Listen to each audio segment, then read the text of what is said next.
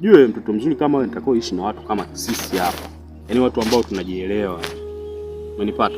Yaani watu ambao yani hata kama ukilia shida hapa, yani kidogo tu. Nataka kitu fulani, hiki hapa. Nataka kitu fulani hawa. Ni masaa mawili umekaa unamsubiri mtu mmoja. Afu uje ukute mtu mwenyewe hana hata hela. Kweli? Upo serious kweli na maisha kweli wewe? Inatosha. Kwa nini? Nakwambia tena inatosha, naomba uishie hapo hapo. Kwa nini? Hivi ina maana kumbe kuzunguka kote huko kujielezea, sijakuuliza juu ya maisha yako. Sijakuuliza wewe unafanya kazi gani? Sijakuuliza wewe una miradi gani, sijui una mishi gani. Lakini umekuja hapo umeanza kuiba bwaja.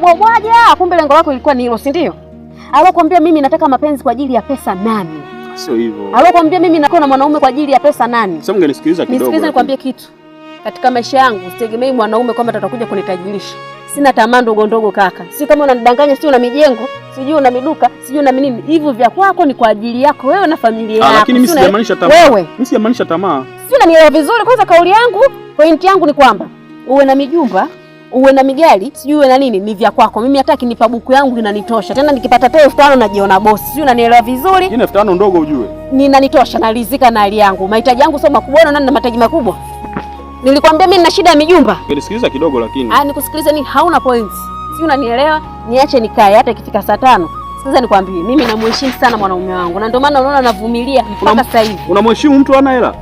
Wewe baki na pesa zako, nenda kawatafute kusikuna wanawake kibao kwa wenye tamaa za pesa. Tena kuna mwanamke mwingine ukimwambia hivi moja kwa moja anaondoka, lakini mimi sio wa hivyo. Usinichukulie hivyo. Unanielewa? Kukaa hapa muda mrefu, kukaa hapa kutulia, sio kwamba unaona mimi nina shida sana na pesa vyako. Pesa za kwako.